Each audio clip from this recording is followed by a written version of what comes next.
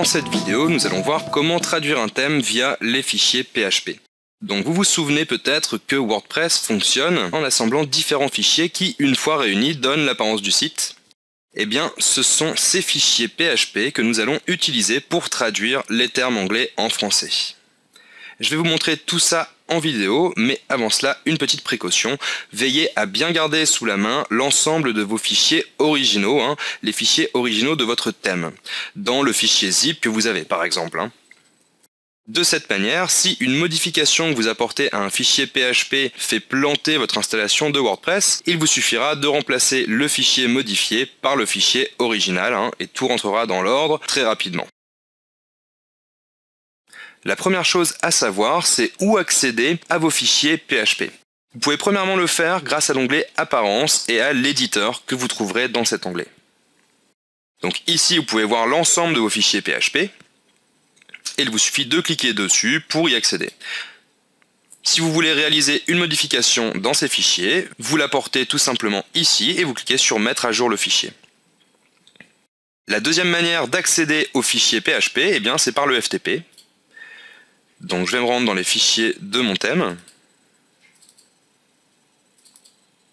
Voilà, et ici vous allez retrouver les mêmes fichiers PHP. Pour les modifier, vous faites un clic droit sur le fichier de votre choix et vous choisissez Afficher, éditer. Voilà, le fichier est ici. Idem, il vous suffit de modifier les choses que vous voulez modifier et puis de cliquer sur Enregistrer. Là, FileZilla va vous demander de confirmer que vous voulez modifier ce fichier et vous cliquerez simplement sur Oui.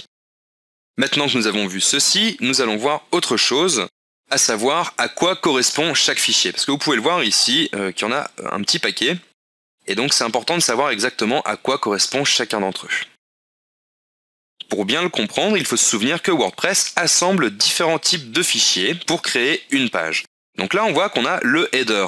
C'est ce qui va correspondre au fichier header.php. Là, la sidebar, ce sera le fichier sidebar.php et le footer qui correspond au fichier footer.php. Ces trois types de fichiers-là vont être pris sur chacune des pages du site. C'est-à-dire que si vous modifiez le fichier header une fois, quelle que soit la page du site, elle reprendra toujours ce même fichier. Pareil pour sidebar et pour footer.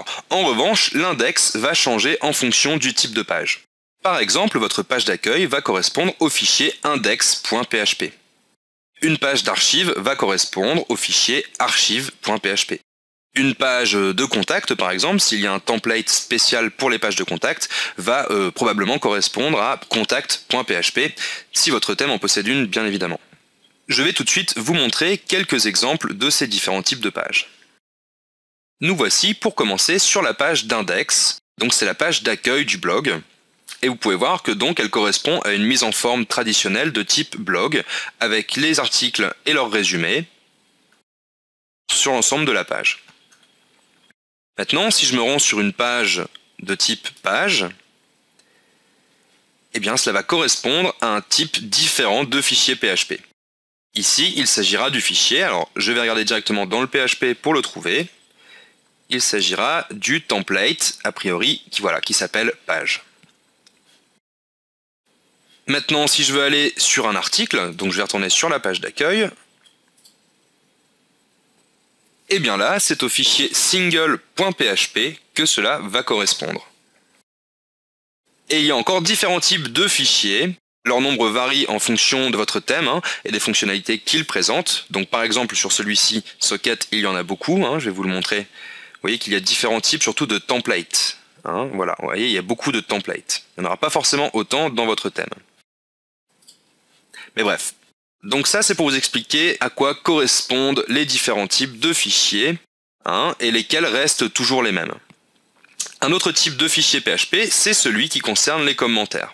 Là, on va le trouver, donc, je vais me rendre encore une fois dans FileZilla, on va le trouver ici. Voilà, on a un fichier comments.php. Au début, c'est un peu difficile de s'y retrouver parce qu'il y a beaucoup de fichiers différents, mais vous verrez, avec l'habitude, c'est assez logique et vous trouverez assez facilement l'endroit où traduire chaque terme contenu dans votre thème. Alors ce que je vais faire, c'est que je vais commencer à traduire le thème en commençant par la page d'accueil. Donc là, on voit premièrement qu'il y a cette expression « read more » et je vais le traduire par « lire la suite ». Donc ce que vous allez faire ici, c'est tout simplement copier l'expression. Ensuite, vous vous rendez ici, par exemple, dans l'éditeur de l'onglet Apparence, et je vais choisir le bon fichier, donc index.php, que je trouve ici, voilà, modèle pour la page d'accueil. Ensuite, je vais rechercher l'expression que je veux traduire, parce que vous pouvez le voir, il y a quand même pas mal de code. Donc le plus simple, c'est de faire CTRL F, ce qui va ouvrir ce petit formulaire de recherche. Ici, je colle l'expression que je cherche à traduire, et vous voyez, je la trouve très rapidement comme ceci.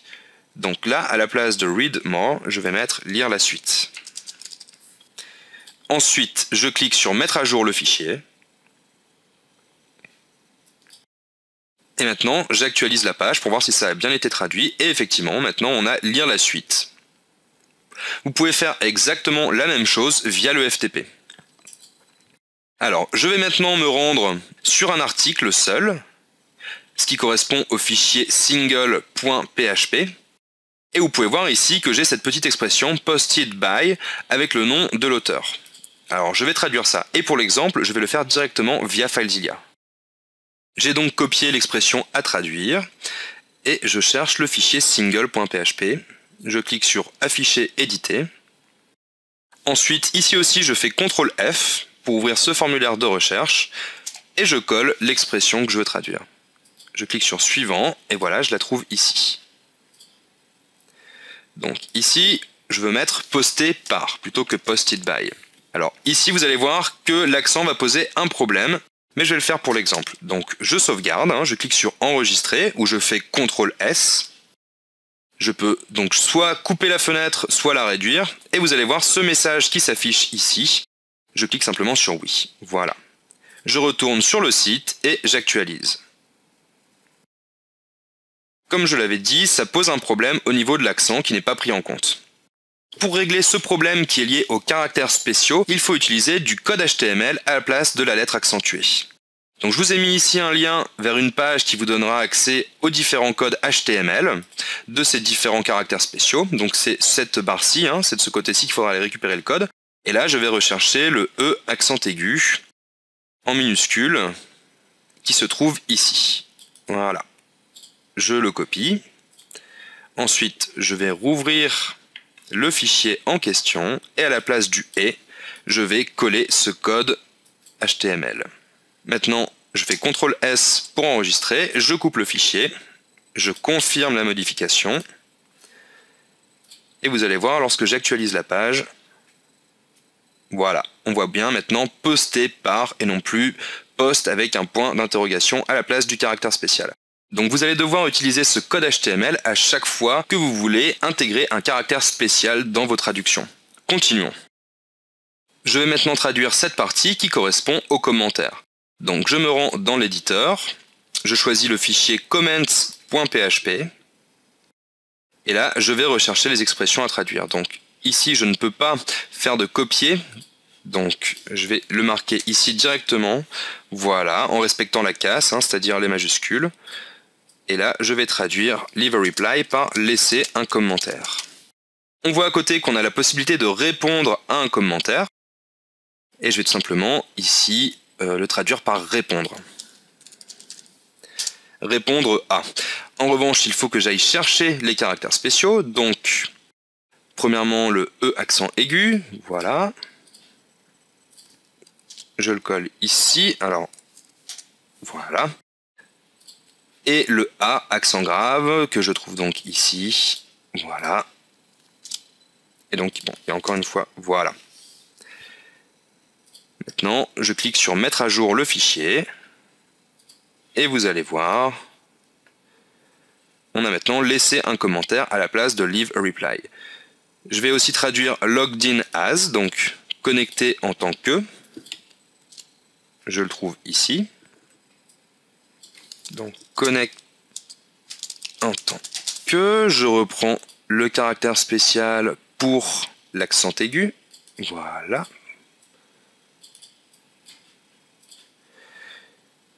Connecté, voilà. On peut aussi traduire logout, qu'on trouve ici, par se déconnecter. Alors voilà, je colle l'accent.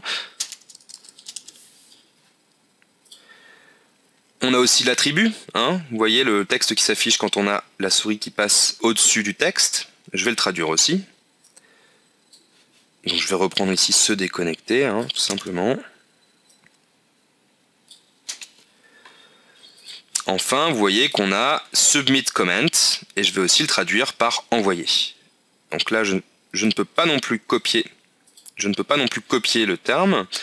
Donc, submit command, voilà, on l'a ici. Envoyer. Je clique sur mettre à jour le fichier. J'actualise la page. Et vous pouvez voir que tout a bien été traduit, même l'attribut. Maintenant, je vais traduire cette expression ici, search, par recherche. Donc vous pourriez vous dire que cette expression doit être contenue dans le fichier search.php. Alors on va aller regarder ça tout de suite. Voilà. Et en fait non, le fichier search.php correspond au résultat de recherche. Que vous pouvez traduire aussi bien évidemment. Donc là, on va faire d'ailleurs une recherche au hasard, donc qui ne correspondra à aucun article. Et on voit ici No Search Result Found, et puis du texte en dessous. Alors je vais chercher ce texte ici, et je vais le traduire. Le voici. Et je vais tout simplement mettre aucun résultat, donc en reprenant le caractère spécial, aucun résultat trouvé, caractère spécial encore une fois, pour cette recherche. Et le titre au-dessus, hein, le No Search Result Found, je vais aussi le traduire par aucun résultat.